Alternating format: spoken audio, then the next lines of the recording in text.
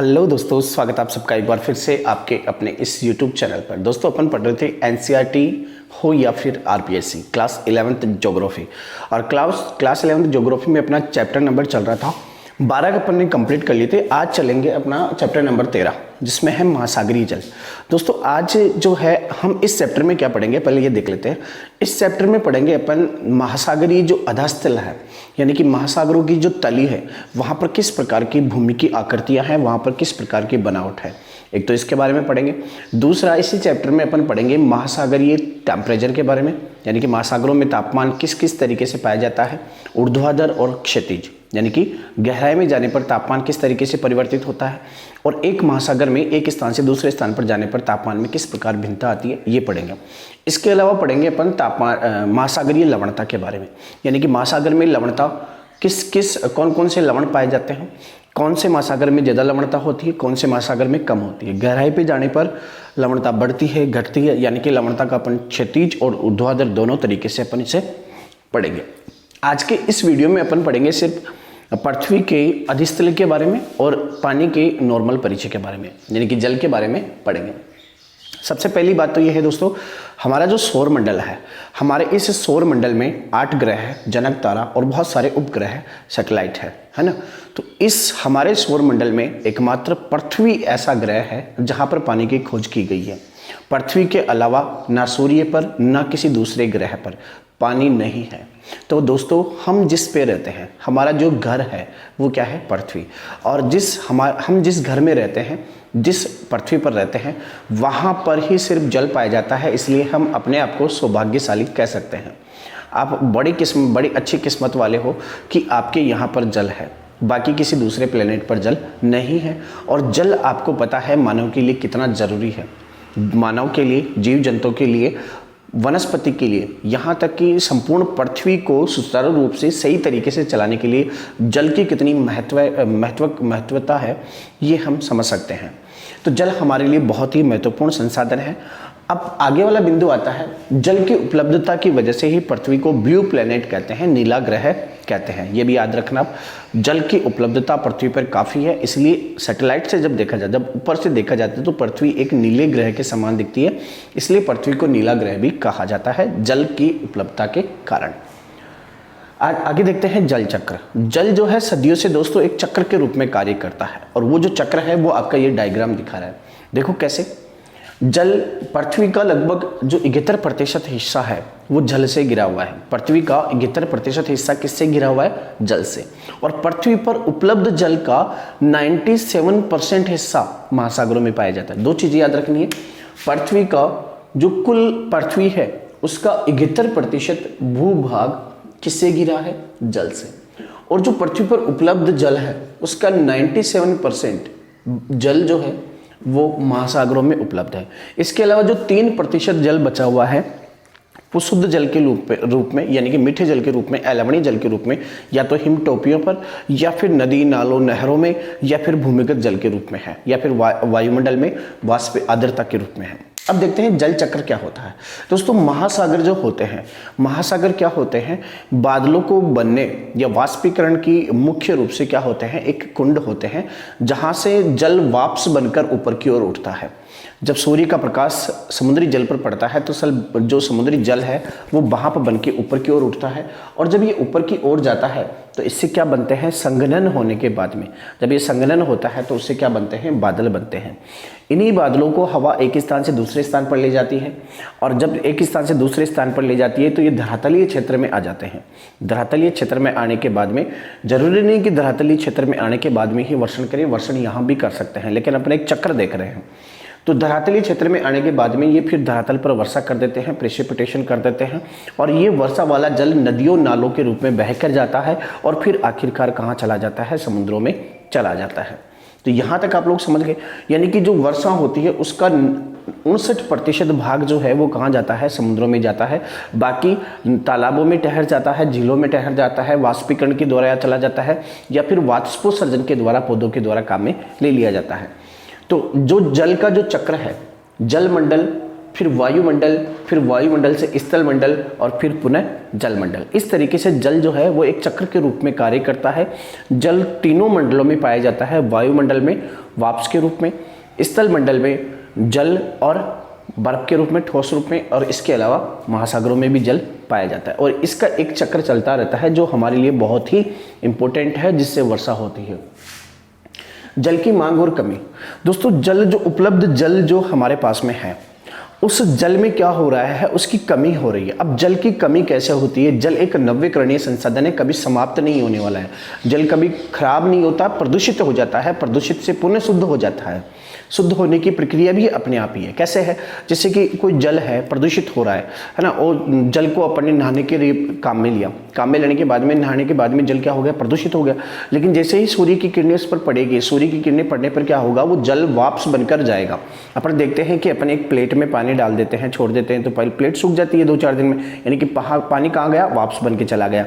ठीक ऐसे ही जैसे जमीन होती है या कहीं पर भी जो गंदे नदी नाले होते हैं, वहाँ पर अगर पानी की आवक को बंद कर दिया जाए तो वो 2-4 दिन में सूख जाते हैं। यानी कि पानी कहाँ गया? पानी वायुमंडल में चला गया, और कुछ पानी अंतःस्रवण के द्वारा जमीन के अंदर भी चला गया। लेकिन उस जल में, जो वायुमंडल में जो पानी गया है, उस वायुमंडल वाले पानी के जल में जो गंदगी घुली हुई थी, जब वो धरातल पर था, जब वो कीचड़ में था, वो गंदगी ठहर जाती है जमीन के ऊपर, और पानी शुद्ध होकर वापस वायुमंडल में चला जाता है और फिर बरसता है एक मीठे अच्छे पानी के रूप में। यानी कि वायु जो जल होता है वो पुनः शुद्ध होने की प्रक्रिया भी करता है। अपने आप ही प्रकृति जो है जल को पुनः शुद्ध भी करती है। तो फिर तो कोई दिक्कत ही नहीं होनी चाहिए, क्योंकि जल बहुत सारा है और पुनः शुद्ध भी होता है। जो लवणीय जल है वो अलवणीय रूप में भी परिवर्तित हो जाता है। देखो महासागरों का जल था, बादल बने थे, बादल से वर्षा हुई थी, लेकिन वर्षा हुई थी वो मीठा जल था, यानी कि अलवणीय था। महासागरों में कैसा है? लवणीय जल है। क्यों? क्योंकि जब महासागरों में से जो लवण जो था ना, वो वाष्पीकरण के दौरान जल शुद्ध होके उड़ गया और लवण जो थे वो महासागर में ठहर गए। समझ गए आप लोग? तो यहाँ पे जो बादलों में पानी आया वो कैसा हुआ? अलवणीय, यानी कि मीठा पानी, उसमें लवण की मात्रा नहीं थी। तो इस तरीके से जब यहाँ पे फिर आए बादल, फिर यहाँ पे बरसने के बाद में यहाँ पर मीठा पानी आया। जब ये पानी बहकर जाता है तो जमीन में, धरातल पर जो भी लवण होते हैं उनको घोलकर अपने साथ ले जाता है, और ये लवण कहाँ चले जाते हैं? वापस महासागरों में चले जाते हैं। इस तरीके से जल का चक्कर चलता है। लेकिन अच्छा, अपना ये था कि जल की मांग और कमी। हाँ, तो जल की कमी किस तरीके से हो रही है? कमी इस वजह से हो रही है कि जितना जल शुद्ध होने की प्रक्रिया होती है, यानी कि जल जो ऑटोमेटिकली शुद्ध होता है ना, जो अपन ने देखा वाष्पीकरण की प्रक्रिया के तहत शुद्ध होता है, तो ये प्रक्रिया तो दोस्तों है बहुत धीमी, यानी कि इसमें बहुत कम मात्रा में शुद्ध हो पाता है। शुद्ध कब होगा? जब सूर्य का प्रकाश तेज पड़ेगा, और सूर्य का प्रकाश आपको पता है वर्ष में 2-3 महीने तेज पड़ता है, तो उस टाइम पे शुद्ध होने की प्रक्रिया चलती है। तो लेकिन क्या हम इसे उपयोग में 2-3 महीने लेते हैं? हम तो वर्ष भर लगे रहते हैं इसे काम में लेने के लिए, और वर्ष भर काम इसे गंदा करते रहते हैं, प्रदूषित करते रहते हैं, जबकि इससे पुनः शुद्ध होने की प्रक्रिया बहुत धीमी है। इसलिए जल की कमी हो रही है। जल जहाँ था उससे कम हो गया। क्यों?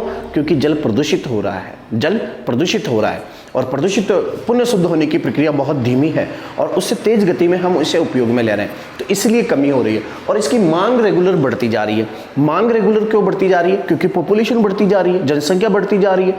जनसंख्या इतनी ज़्यादा बढ़ गई कि जल की बहुत ज़्यादा कमी होने लग गई। आपको जो है जल आपके पास में उपलब्ध होगा तो आपको इसके बारे में थोड़ा सा भी एहसास नहीं होगा। लेकिन दोस्तों वहाँ का अगर अपन चित्र देखते हैं, वहाँ जहाँ मरुस्थलीय क्षेत्र होते हैं, थार का मरुस्थल हुआ, सहारा मरुस्थल हुआ, वहाँ पर लोग एक एक बूंद के लिए तरस जाते हैं। पानी की बहुत ज़्यादा कीमत है, किल्लत है, तो जल की बहुत ज़्यादा कमी है। दूसरी ओर जनसंख्या बढ़ने से इसकी मांग रेगुलर बढ़ती जा रही है। इसलिए जल का कालिक और स्थानिक संकट पाया जाता है। क्या पाया जाता है? कालिक और स्थानिक। कालिक मतलब समय के अनुसार जल का संकट पाया जाता है, दूसरा स्थान के अनुसार भी जल का संकट पाया जाता है। जैसे कि अपन कोटा की बात करें तो कोटा में जल काफ़ी है, क्योंकि चंबल नदी है ना, बहुत सारी नदियां हैं। अगर दूसरा अपन जैसलमेर की बात करें तो वहाँ पर जल की कमी है ना। तो ऐसे ही अपन कह सकते हैं कि जल की क्या होती है? स्थान के अनुसार एक तो समस्या पाई जाती है, दूसरा जल की कालिक समस्या भी पाई जाती है, कालिक संकट भी पाया जाता है। जल जो है वो समय के अनुसार कभी बहुत ज़्यादा, कभी बहुत कम। यानी कि जैसे कि अगर कभी कभार आपने सुना होगा कि डूंगरपुर बांसवाड़ा में, राजस्थान के डूंगरपुर बांसवाड़ा में 2006 में बाढ़ आई थी। यानी कि वहाँ पे जहाँ पे पानी की बहुत ज़्यादा कमी है है ना, सॉरी बाड़मेर की बात कर रहा हूँ, बाड़मेर की, है ना, तो वहाँ पे पानी की बहुत ज़्यादा कमी और वहाँ पर बाढ़ आ जाती है। तो भारत में जो मानसून आता है वो क्या होता है, उसकी मात्रा निश्चित नहीं होती कि वो कितना बरसेगा। बरसेगा तो इतना बरस जाएगा कि बहुत ज़्यादा, और नहीं बरसेगा तो बिल्कुल भी नहीं बरसेगा। तो सूखा और बाढ़ ये ऐसी समस्याएं अपने देश में चलती रहती है। तो एक तो समय के अनुसार जल की कमी है, दूसरा स्थान के अनुसार भी जल की कमी है। अब चलते हैं अपना आगे वाला पॉइंट, महासागरीय अधस्तल का उच्चावच। दोस्तों जैसा हम धरातल पर उच्चावच देखते हैं, नदियाँ, नाले, मैदान, पर्वत, पठार, है ना, गड्ढे, खाइयाँ, ये सब देखते हैं धरातल पर, जमीन पर। ठीक वैसे ही भूमि की आकृतियाँ महासागरों में भी पाई जाती है, समुद्रों में भी पाई जाती है। अपन इस पॉइंट में पढ़ेंगे कि महासागरों में जो तली है, महासागरों का जो तल है, वहाँ पर किस किस प्रकार की आकृतियाँ पाई जाती हैं। और जो मुख्य आकृतियाँ हैं दोस्तों, उन मुख्य आकृतियों को रिप्रेजेंट करता है आपका ये चित्र। देखिए इस चित्र में क्या क्या है, यहाँ पर धरातल है और यहाँ पर हम रहते हैं, ये आप यहाँ पर हो, है ना, ऐसे होता है, ये लो, ये आप यहाँ पर हो, है ना, ये धरातल है। और धरातल से जुड़ा हुआ जो क्षेत्र होता है महासागरों में, उसे हम कहते हैं शेल्फ। क्या कहते हैं, महाद्वीपीय शेल्फ। फिर क्या होता है, महाद्वीपीय ढाल होता है, फिर मैदान होते हैं, ये भी मैदान है, और ये क्या है, गर्त, गड्ढा यानी कि खाई। एक एक के बारे में देखते हैं। पहले क्या है, धरातल। धरातल को तो अपने को पढ़ना नहीं है, अपने को कौन सी आकृतियां पढ़नी है, महासागरीय आकृतियां। तो सबसे पहली आकृति क्या आती है, शेल्फ आती है। शेल्फ आकृति सबसे पहली आती है, जो किससे जुड़ी हुई होती है, धरातल से। दोस्तों शेल्फ जो होता है वो धरातलीय भाग होता है, लेकिन ये क्या होता है, समुद्रों में डूबा हुआ आता है।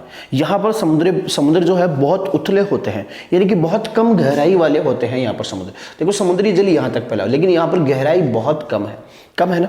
यानी यहाँ पर अगर अपन गहराई की बात करें तो यहाँ पर समुद्र की गहराई जो होती है वो लगभग 600 मीटर तक, आप मान लो 600 मीटर तक इसकी गहराई होती है, समझ गए, यानी कि 1 किलोमीटर भी नहीं होती, 600 मीटर तक इसकी क्या होती है, गहराई होती है। और अगर इसकी चौड़ाई की बात करें तो इसकी औसतन चौड़ाई तो 80 किलोमीटर है। क्या है, 80 किलोमीटर है, लेकिन ये कहीं पर बहुत ज़्यादा और कहीं पर बहुत कम पाया जाता है। जैसे कि अगर अपन बात करें कि चिली जो है, वहाँ पर महाद्वीपीय शेल्फ की जो है, महाद्वीपीय शेल्फ पाया ही नहीं जाता, है ना। दूसरी ओर अगर अपन बात करें जो साइबेरिया क्षेत्र है, साइबेरिया, वहां पर सबसे ज्यादा शेल्फ होता है, लगभग 1500 किलोमीटर लंबा शेल्फ है, 1500 किलोमीटर चौड़ा शेल्फ है। जबकि चिली में क्या है, शेल्फ की बिल्कुल भी उपलब्धता नहीं है। इसकी गहराई अलग अलग होती है, लगभग आप 600 मीटर तक ये गहरा होता है। इसकी चौड़ाई 80 किलोमीटर, एवरेज 80 किलोमीटर मानी गई है, लेकिन अलग अलग जगह पर अलग अलग है। अगर ढाल प्रवणता की बात करें तो ढाल बहुत कम पाया जाता है, ढाल बहुत कम है यहाँ पर।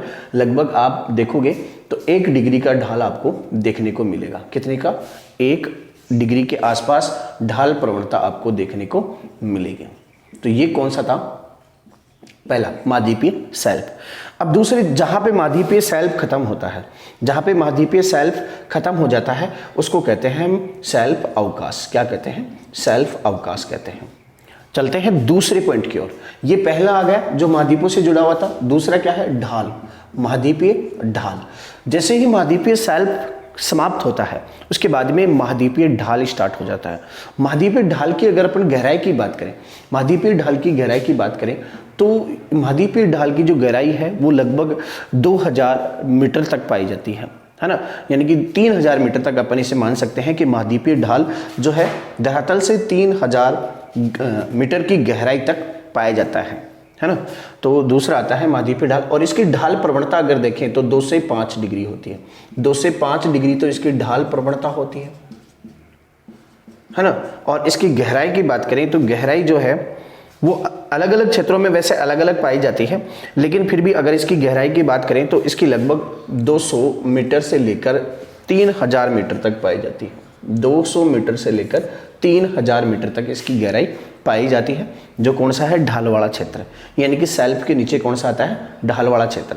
फिर ढाल की बात करें, ढाल के बाद में बात करें तो उसके बाद में आता है आपका क्या, मैदान, गंभीरभूत मैदान। गंभीरभूत मैदान आते हैं, ये वाले मैदान आ गए दोस्तों। ये क्या है, 3000 से 6000 मीटर की गहराई में पाए जाते हैं।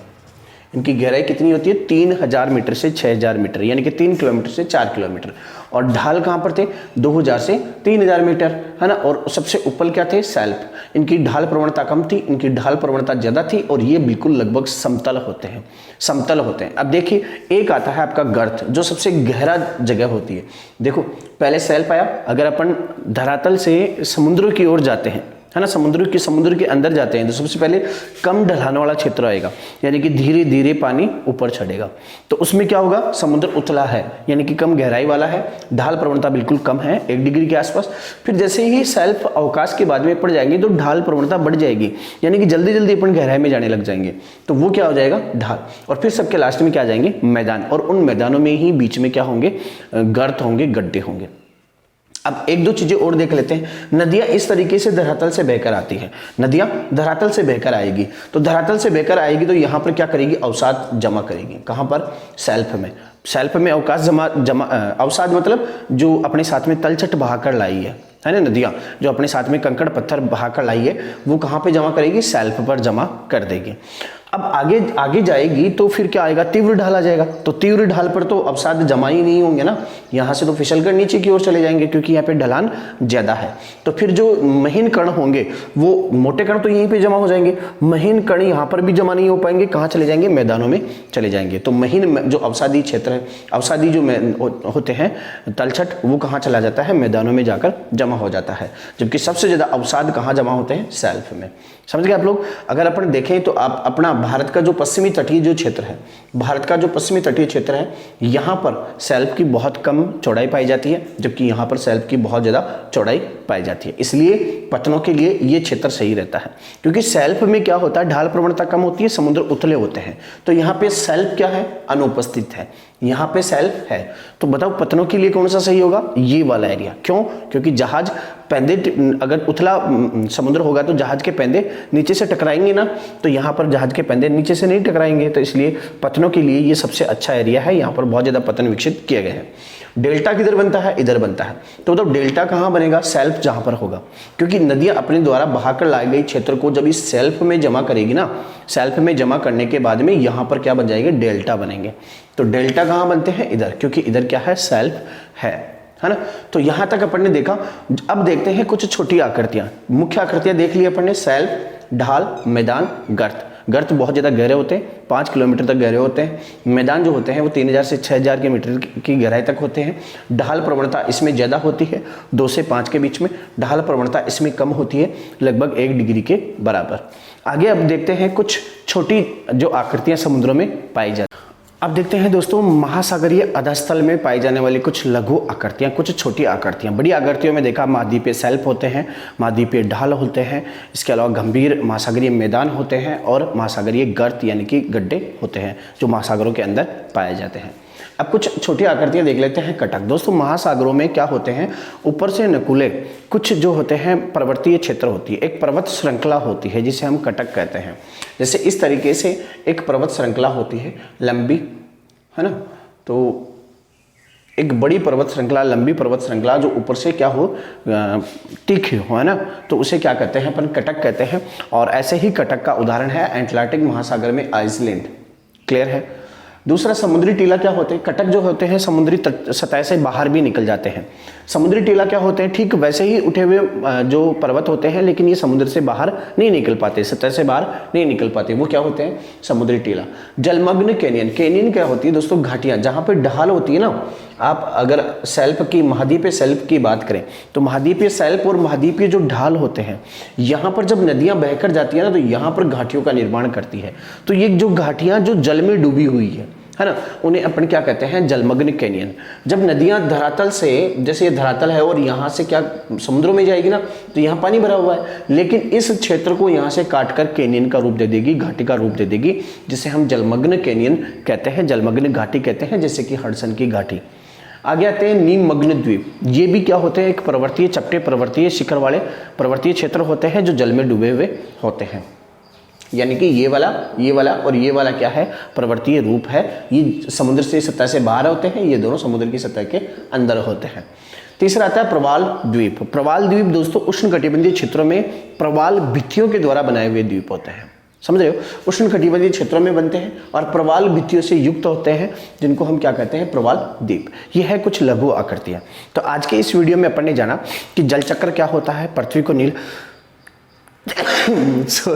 पृथ्वी को नीला ग्रह क्यों कहते हैं, इसके अलावा जो महासागरीय अधस्थल है उसमें जो किस तरीके की लघु आकृतियां और वृहद आकृतियां पाई जाती है, ये आज के इस लेक्चर में अपन ने समझा है।